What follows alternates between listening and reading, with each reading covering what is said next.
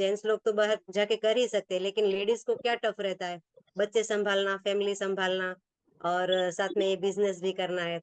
तो बहुत सारी ऐसी, मतलब बोलते हैं ना कि हम किसी और पे डिपेंड नहीं रहना चाहते, इसीलिए ये सब बिजनेस में हमें वो करना पड़ता है, क्योंकि छोटी छोटी बात पे हम हाथ नहीं फैला सकते। तो मेरा ओके लाइफ केयर में 2-3 साल से ज्यादा मैंने टाइम दिया है, और ऐसा बोलूं कि बहुत स्ट्रगल भी किया है, लेकिन स्ट्रगल वाली बात बाद में। अभी पहले मैं एक प्रोडक्ट पे आपको बताना चाहूंगी कि मैंने उस पे कैसे वर्क किया है, और आज भी मैं उस पे काम कर रही हूँ। और ये जो मैं बताने जा रही हूँ ना, उसमें बड़े बड़े लीडर ने भी मुझसे पूछा है कि मैम आप भी वही देते हो, हम भी वही देते हैं, तो रिजल्ट में इतना कैसे फर्क, हमसे इतना क्यों नहीं हो पा रहा है। मैं आज वेट लॉस पे बात बताने जा रही हूँ। तो आप सभी लोग डायरी पेन रख के नोट कर सकते हो, क्योंकि ये बहुत बढ़िया तरीके से रिजल्ट लेता है। कुछ चीजें होती है जो सेम होती है, लेकिन देने का तरीका गलत होता है। ठीक है। तो आज मैं ना वेट लॉस पे आपको बताना चाहूंगी। वेट लॉस में हम अपने ये 3 प्रोडक्ट देते हैं, एप्सोलमेंट, कार्ब कंट्रोल, और अपना ये ओके फिटनेस। तो ये 2 तरीके से कैसे देते हैं। अभी मैं 100 केजी के ऊपर भी मैंने बहुत सारों का रिजल्ट लिया है। 120 केजी से 140 केजी है। तो उसमें हमें क्या होता है कि ग्रीन टी हमें दिन में 4 बार देना होता है, और कार्ब कंट्रोल भी ऐड करना पड़ता है, और बजट देख के देना पड़ता है। तो अगर 100 केजी वाले को हम देते हैं ना, तो उसको हम ग्रीन टी अगर 2 टाइम दे तो भी चलेगा, लेकिन 4 टाइम दोगे खाली पेट तो उसका रिजल्ट बहुत बढ़िया निकल के आएगा। तो हमें उसको देने का तरीका आप लिख सकते हो। सुबह उठ के पहले खाली पेट उसको अपना ओके फिटनेस देना है, गर्म पानी में अब जैसे लेते हैं, और उसके 1 घंटे बाद हल्का नाश्ता ले सकते हैं। अगर नाश्ता नहीं, हमारा एप्सुल मिल्क देते हैं, अगर वो पीने के बाद तो उसको दोपहर तक भूख ही नहीं लगेगी। फिर भूख लगती है तो दोपहर तक हल्का फुल्का खा सकते हैं, और दोपहर के खाने के पहले आधा घंटे पहले हमें इसको ये कार्ब कंट्रोल देना है। ये कार्ब कंट्रोल देने के बाद आधे घंटे के बाद वो खा सकते हैं। फिर 4 बजे या 5 बजे उसका चाय का टाइम या कॉफी का टाइम रहता है, उसी टाइम पे फिर हमें उसको ग्रीन टी देना होता है। और तीसरी शाम को हमें उसको फिर खाने के आधे घंटे पहले एप्सुल मिल्क देना है, और एक ग्रीन टी रात को सोते टाइम देना है। लेकिन इसमें हमें ये चीज का ध्यान रखना है कि उसको, जैसे हम इडली ढोकला बोलते हैं ना, वो चीज अवॉइड करनी रहती है। और हमारी बॉडी 80 केजी है या 100 केजी है, हमारी बॉडी पर 20 केजी पे 1 लीटर पानी चाहिए हमारी बॉडी को। हम दिन में कितना पीते हैं पानी, ये हमें खास नोट करवाना है कि आप घंटे घंटे में 1 गिलास पानी भर के पियो। और पानी कभी खड़ा रह के नहीं पीना है, हमेशा पानी बैठ के पीना चाहिए। ठीक है। और 100 केजी के अंदर अगर हम देते हैं, 80 है, 90 है, 70 है, तो उनका हम बजट देख के देंगे ना, तो अगर बजट है तो पूरा दे सकते हैं। अगर उससे कम बजट है तो हम कार्ब अवॉइड कर सकते हैं। उससे भी अगर कम है तो हम सिर्फ ग्रीन टी से भी बहुत बढ़िया रिजल्ट ले सकते हैं। मैंने आज सिर्फ ग्रीन टी से 4-4 केजी पहले महीने लूज करवाया है। तो ग्रीन टी अगर बिल्कुल भी बजट बहुत ही कम है तो हम सिर्फ ग्रीन टी 2 टाइम दे सकते हैं, अपना ओके फिटनेस।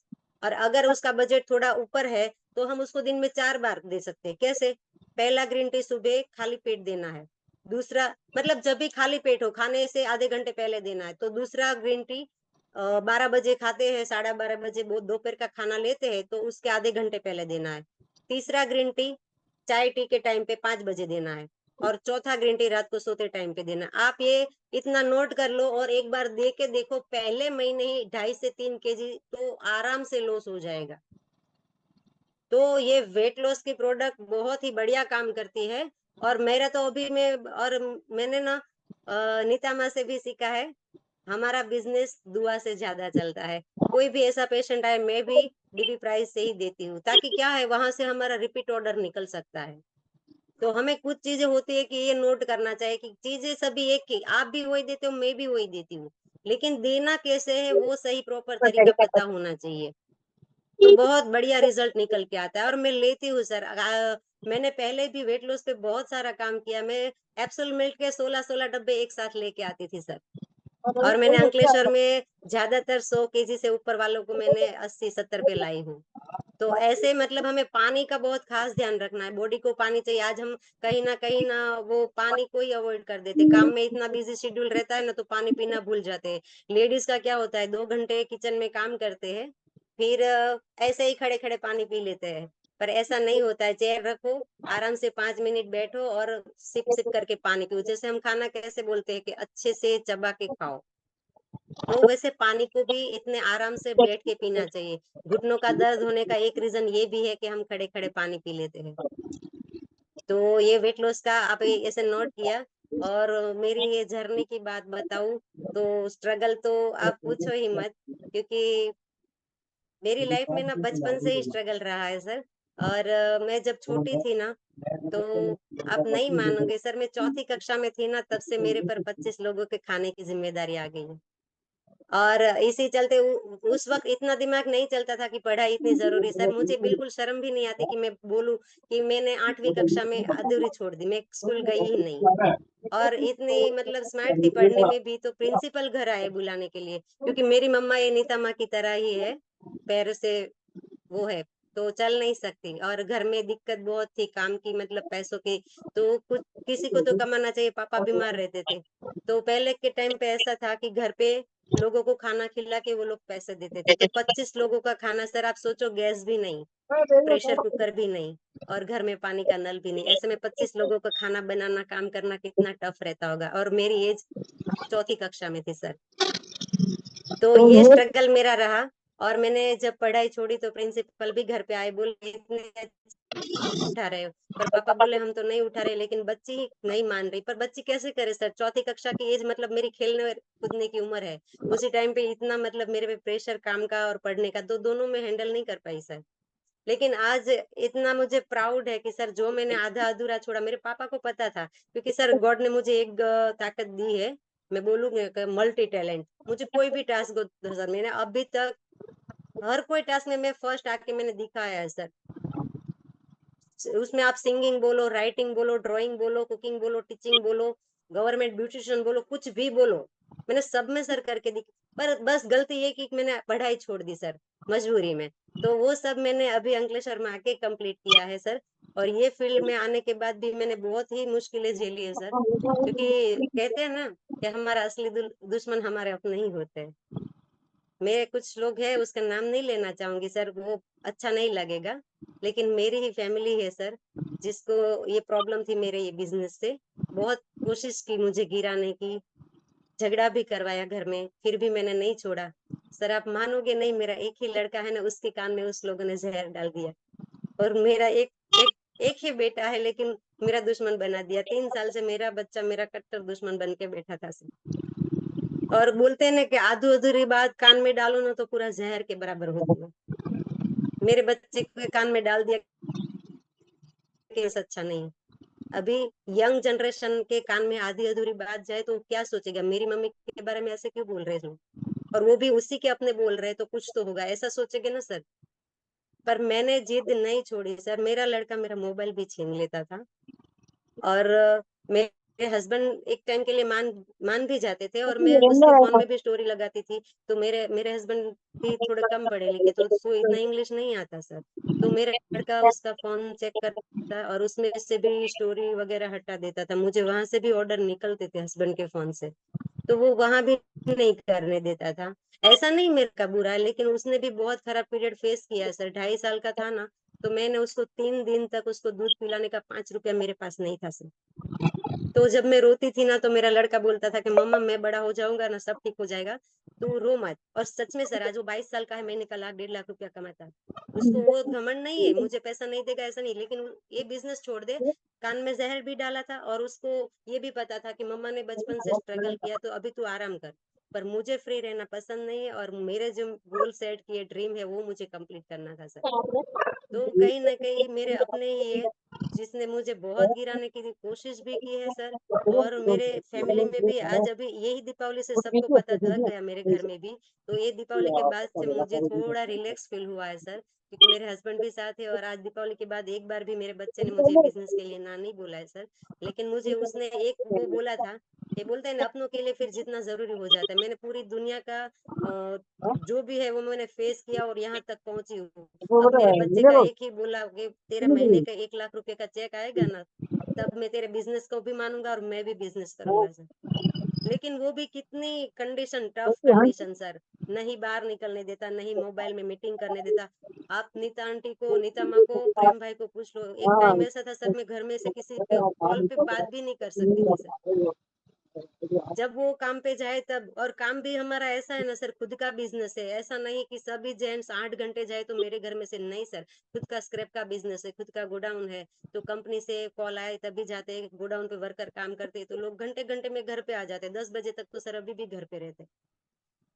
11:30 बजे वो दोपहर में घर, तो तुम काम कब करो सर? वो घर पे आ जाए और मैं बाहर जाती हूँ ना, तो भी बोलते हैं कहाँ गई? अभी छुपा के काम करना है तो मैं ऐसे बाहर भी नहीं जा सकती। तो आप सोचो, जब मोबाइल भी नहीं रहेगा, बाहर भी नहीं जाने दोगे, तो लोग कैसे काम कर पाएंगे? फिर भी मैंने हार नहीं मानी। और तभी भी ये स्ट्रगल कम रहा कि ये मकर संक्रांति पे मेरा 1 साल हुआ, मैं गिर गई। 1 सेकंड के लिए मुझे ब्रेन में स्ट्रोक आया सर, मैं बैठे-बैठे गिर गई। गिर गई तो मेरे ब्रेन में बहुत मतलब लगी थी। 4 महीना मैंने बेड रेस्ट किया सर। 4 महीना बेड रेस्ट किया, उसके बाद मैंने 4 महीना टेबलेट, आज भी मुझे है अभी थोड़ी माइनर प्रॉब्लम, लेकिन डॉक्टर ने मुझे अभी हर रोज़ के लिए ध्यान रखने को बोल दिया है। तो मैं उस हिसाब से काम करती हूँ, क्योंकि जब ब्रेन ही ठीक नहीं रहेगा, तो मैं काम कैसे कर पाऊँगी सर?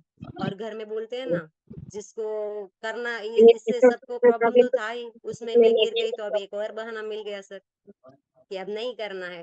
डॉक्टर ने बोला अकेले कहीं जाना नहीं है, स्ट्रेस लेना नहीं है, भूखा नहीं रहना है, थकान बिल्कुल नहीं लगनी है। तो ये सब अभी इसको भी बहाना मिल गया। तो भी सर मैं छुप-छुप के कर रही थी। और अभी इतना मतलब थोड़ा-थोड़ा करके मेरा तभी रिटेल पे ज़्यादा मैंने फ़ोकस रखा कि मैं रिटेल करूँगी तो मेरे किसी के पास मतलब माँगना नहीं पड़ेगा। और एक टाइम था सर, मुझे घर से टिकट्स के भी पैसे नहीं मिलते थे। तो मैं इसीलिए रिटेल पे ज़्यादा फ़ोकस करती थी। नीता माँ बहुत बार बोलते थे, "तू मेरे घर आना।" पर मैं कैसे बताऊँ सर, सूरत में आने के बाद अंकलेश्वर से सूरत जाऊँ, सूरत से नीता आंटी के घर जाने में मुझे 200 रुपया लगता था सर। और मैंने 1.5 साल तक मैं बस में आई गई, तो मेरे दिन का एक 500 रुपया खत्म हो जाता था सर। फिर जब टफ कंडीशन आई, तब मैं कभी ट्रेन का, मुझे कुछ पता नहीं कहाँ की ट्रेन कहाँ जाती है। मैंने 10-15 दिन मैं बोली चलो कोई नहीं, कहीं जाके गलती से उतर जाऊँगी तो पूछ के फिर वापस आऊँगी, और फिर मैंने सर ट्रेन का पास निकलवाया। डेली सर मैंने कभी एक संडे तक की छुट्टी नहीं ली। और मेरी बच्ची भी हॉस्टल में 5 साल रही, तो सर मैं सुबह में 4 लोगों का खाना बना के 9 बजे निकल जाती थी, पूरा बैग भर के निकल जाती थी सर। और रात को 8 बजे, पहले तो हमारे ओके में दिन में 3-3 4-4 मीटिंग होती थी। तो 8 बजे घर आऊँ ना, तो 8 बजे मीटिंग चालू हो जाती। मैं रास्ते में भी मीटिंग ऑन कर देती थी और एयरबड्स लगा के सुनती थी। और घर पे आके फिर खाना बनाना, फिर रात को भी 10 बजे भी मीटिंग रहती थी। 12-12 बजे तक सर मैंने मीटिंग किया है। और कैसी भी मीटिंग हो, रात की हो, दिन की हो, मेरी तबीयत सही हो, ना हो, लेकिन मैं फिर भी निकल जाती थी। मैं बोली कोई नहीं, भगवान देख रहा है ना मेरी मेहनत। मुझे बस अब तो जीत के दिखाना ही दिखाना है, कुछ भी हो जाए। तो मैं हर लेडीज़ को ये बोलती हूँ, अपने अंदर ना वो बर्निंग डिज़ायर है, उसको रखो, ताकि आप अपने आप को कम मतलब लो फ़ील ना करो। उसको बुझने नहीं देना है, अंदर जो आग है ना, उसको जगाए रखना है। आज नहीं, कल नहीं, तो आप एक दिन एक सक्सेस तो होंगे ही होंगे। और मुझे तो कुछ भी हो जाए, मुझे करना ही करना है। तो मतलब फेस अभी मैं जितना कहूँ उतना कम है सर। मैं ये अभी 10% भी नहीं बताई, इतना स्ट्रगल, मैं भी इतना रोई हूँ। और झगड़ा दिन 3 टाइम दिन में खाना बैठते हैं ना सर, खाने पे बैठते हो और झगड़ा हो जाता है। ओके का तो नाम भी नहीं ले सकते। मेरा लड़का बोले ओके की प्रोडक्ट उठा और घर के बाहर फेंक दी। एक बार बोला तुझे ओके रखना है या मेरे साथ रिलेशन रखना है? एक 2 में से एक चूज़ कर। सर मैं क्या करूँ? और पूरा दिन घर पे रहता है। दिन में 8 घंटे में से 4 घंटे भी काम पे नहीं जाती। तो कैसे कोई काम करेगा सर, आप बताइए? तो बहुत टफ रहा है और अब मुझे लगता है कि कहीं न कहीं भगवान ने मेरी सुन ली है कि ओके मैं फिर से मैं ये मतलब आ पाई और अभी ये 3-4 महीने से मेरे घर के लोग सब मुझे समझ रहे हैं और मैं सच में नीता माँ का, प्रेम भाई का, करण भाई का सबका बहुत धन्यवाद करना चाहती हूँ क्योंकि जितना मेरे अपनों ने नहीं समझा ना उतना उसने मुझे समझा है। कभी भी कॉल किया है तो उसने मुझे जवाब दिया है और उन लोगों से भी आप पूछ सकते हो सर मैं उनसे भी बहुत टाइम तक बात नहीं कर पाई। और कोई बोलता था ना तुम नीता माँ सामने से कहती थी कि आप अभी उसके घर कॉल मत कीजिएगा, उसके घर में बहुत बड़ी बवाल चल रही है। तो मतलब बहुत ही क्या ही बोलूँ सर, शब्द कम पड़ जाते बोलने के लिए। रियली मैम आपकी मतलब जो स्ट्रगल देख के रियल में मुझे नहीं लगता कि जितनी महिलाएं यहाँ पे बैठी है, मैं तो कई बार महिलाओं से सुनता हूँ कि अ, उनको बाहर जाने की परमिशन भी होती है, वो आराम से वर्किंग कर भी सकती है, लेकिन फिर भी पता नहीं उनके पास इतने बहाने होते हैं तो उन चीजों को शेयर करके वो हमेशा काम को प्रायोरिटी नहीं दे पाती। लेकिन इतने चैलेंजेस के साथ कोई कैसे कर सकता है? कभी कभी हम खुद सोचते हैं कि हम ऐसे लोगों के साथ काम कर रहे हैं जो इतनी हिम्मत रखते हैं, इतनी मजबूती के साथ बिजनेस में आगे बढ़ रहे हैं। उस दिन नीता मैम ने भी हमें बताया, रियल में बहुत मतलब अनबिलीवेबल कई बार बात हो जाती है कि जब हर तरीके से रास्ता बंद कर दिया जाए, जब आपके हाथ बांध दिए जाए, आपके पांव बांध दिए जाए, आपके मुंह पे पट्टी लगा दी जाए, उसके बावजूद कोई व्यक्ति कैसे काम कर सकता है इस तरीके के टफ सिचुएशन में, अगर मान लो किसी को डाल दिया जाए।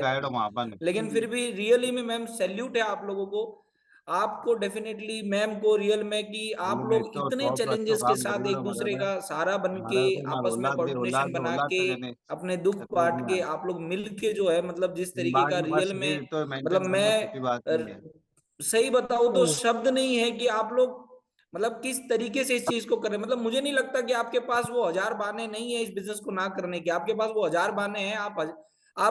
आप बोल सकते हैं कि इस वजह से नहीं हो सकता, लेकिन लोगों के पास इतने कारण होते हैं इस बिजनेस को करने के लिए, उनकी बैकग्राउंड अच्छी नहीं होती है, फिर भी पता नहीं उनके पास बहाने क्यों ज्यादा होते हैं। उनके हस्बैंड उनको सपोर्ट करते हैं, फिर भी पता नहीं उनके पास बहाने क्यों होते हैं। लोगों को उनकी फैमिली तक उनको सपोर्ट करती है, उनके बच्चे तक स्टेज पे आते हैं उनके साथ में ट्रॉफी लेने के लिए, उनके बच्चे तक सपोर्ट करते हैं, मम्मी ये काम करो। उनके उनके सास ससुर तक सपोर्ट करते हैं, उनके फादर मदर तक सपोर्ट करते हैं, लेकिन फिर भी लोग नहीं कर पाते, लोग नहीं, लोगों के पास बहानों की लंबी लिस्ट होती है। मैं रियली में आपका थैंक यू करना चाहूंगा कि आज मतलब आप उन वुमेन्स के लिए एक ऐसा एग्जाम्पल है आज के सेशन में। जितनी भी महिलाएं सुन रही हैं, जरूर इस मैम की जर्नी से अगर थोड़ा बहुत भी अगर आपको कुछ सीखने को मिल रहा है तो रियली में आज के बाद आपके पास वो बहाने नहीं होने चाहिए। और रियल में सैल्यूट करना चाहूंगा मैम आपको, आपकी स्ट्रगल, आपकी संघर्ष की कहानी रियल में बहुत लाजवाब है। और डेफिनेटली जिस जो महिला लाइफ में कुछ अच्छा और बड़ा करना चाहती है और कुछ करके दिखाना चाहती है, अपनी आइडेंटिटी बना चाहती है, वो डेफिनेटली आपकी और नीता मैम की जो भी लास्ट सेशन रही है नीता मैम की भी, डेफिनेटली मुझे नहीं लगता कि उनसे इंस्पायर नहीं हुई होगी और उनसे सीखने को नहीं मिला होगा। और मैं नीता मैम जैसे कि आपके बहुत ज्यादा करीब रही है, सो मैं नीता मैम को भी एक बार अनम्यूट करना चाहूंगा कि इन दुख की घड़ियों में जहां पे हर तरीके से आपके रास्ते रोके गए, आप लोगों को हर तरीके से ये बिजनेस करने के लिए मना किया गया, आप लोग कैसे इन चीजों पे मतलब कैसे इसको ओवरकम कर पाए, कैसे आप लड़ पाए आपस में। और मैम के बारे में भी जरूर थोड़ा सा आप बताइए कि किस तरीके की सिचुएशंस, वैसे तो ये बता चुके हैं लेकिन कई बार क्या होता है अपने मुंह से सारी चीजें नहीं एक्सप्रेस हो पाती, जैसे इन्होंने बताया 10% बात बता पाई, लेकिन कुछ चीजें आप जरूर शेयर करें मैम साथ में। वेलकम मैम, आपको भी अनम्यूट किया मैंने। जी, ओके मॉर्निंग सर। और ओके। मेरा और अस्मिता का बॉन्डिंग तो सगी बेटी के पास भी नहीं होता इतना है। और मैंने देखा है, मैं 3-4 महीने बहुत रोई थी, वो मेरा कॉल नहीं उठा रही थी, तो मैं वॉइस मैसेज छोड़ती थी, लिख के मैसेज छोड़ती थी कि बेटा मुझसे बात कर, तुझसे बात किए बिना मुझे रहा नहीं जाता। और वो छुप के 1 मिनट बात कर लेती थी कि मम्मा ऐसा प्रॉब्लम है। तो मैं यहाँ पे बैठे बैठे रोती थी कि पता नहीं क्यों मेरी और मेरी बेटी की किस्मत ऐसी लिखी है। और फिर भी वो आगे बढ़ना चाहती थी। और मैंने बोला कि तुझे जो भी करना है तू वहां से बैठे बैठे ऑर्डर ले, मुझे पता दे दे, मुझे नंबर दे दे, मैं यहाँ से कुरियर कर लूंगी और तेरे में बिल लगवा लूंगी। और तेरे घर पे पता भी नहीं चलेगा, पर तू बिजनेस को रोकना मत, क्योंकि एक माँ ही अपनी बेटी को पहचान सकती है ना। तो मैं चाहती थी कि वो आगे बढ़े और सब बच्चे मुझसे आगे बढ़े, क्योंकि मैं नहीं दौड़ सकती हूँ, पर आप लोग दौड़ सकते हो।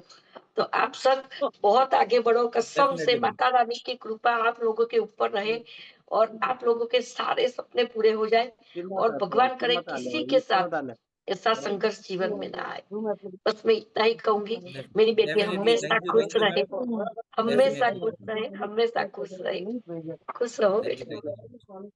Thank you. सो आप कहीं ना कहीं इनके बहुत ज्यादा करीबी रहे हैं और यही चीज है कि आप इनकी चीजों को उतना बारीकी से देख पाए, फेस कर पाए, और वो आपके इमोशन से डेफिनेटली जाहिर होता है, क्योंकि वो हर दुख आप लोगों ने साथ में बांटा है, मिलके वो चीज फेस करी है। और आज सेशन में जितने भी लोग हैं, डेफिनेटली इस इनकी स्टोरी से, आपकी स्टोरी से बहुत कुछ इनको सीखने को मिला है। और शायद आज के बाद डेफिनेटली वो महिलाएं जो रोज बहाना बनाती हैं, जिनके इतने चैलेंजेस तो शायद आई थिंक नहीं होंगे, और फिर भी अगर वो बड़ा नहीं कर पा रही है, फिर भी इस बिजनेस पे फोकस नहीं कर पा रही, जरूर उनको आज के सेशन से इंस्पायर होने का मौका मिला है। और मैं बाकी पार्टिसिपेट से भी जरूर चाहूंगा कि आज के सेशन पे आप अश्मिता मैम की जो ये संघर्ष की कहानी रही, अश्मिता मैम के जो चैलेंजेस रहे, जरूर मैं चाहूंगा कि कुछ लोग इसके ऊपर अपना ओवरव्यू दे, और मैं चाहूंगा कि इसके लिए हैंड रेज जरूर करें। और खास करके जो करीबी लोग हैं, जो जो मतलब इनके आसपास रहे हैं, वो तो जरूर हैंड रेज करें, कुछ मोमेंट हमारे साथ जरूर शेयर करें कि किस तरह के चैलेंजेस इन्होंने फेस किए हैं। और रियली में वास्तव में मैं अगेन सैल्यूट करना चाहूंगा। अनुपा सवानी जी ने हैंड रेज किया है। मैं चाहूंगा कि मैम अपने आप को अनम्यूट करें और जरूर हमारे साथ शेयर करें इनके साथ आपकी जो जर्नी रही, और आपने जो अपनी आंखों के सामने लाइव इनके जो चैलेंजेस देखे। ओके मॉर्निंग सर, ओके मैं मॉर्निंग। अनुपा सवानी सूरत से बात कर रही हूँ। मैं अस्मिता मैम के साथ, मेरी कोई ऐसे रिलेशन नहीं था, हम लोग मीटिंग में ही मिलते थे हम अक्सर, लेकिन हमेशा उनका एक ही कि वो हमेशा मोटिवेट बहुत अच्छे करते थे।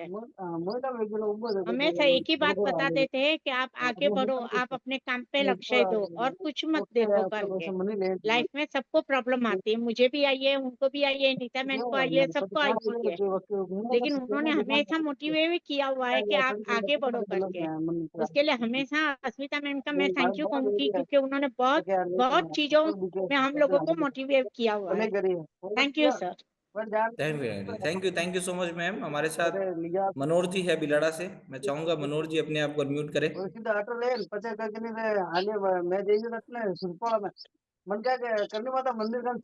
नमस्ते ऑल।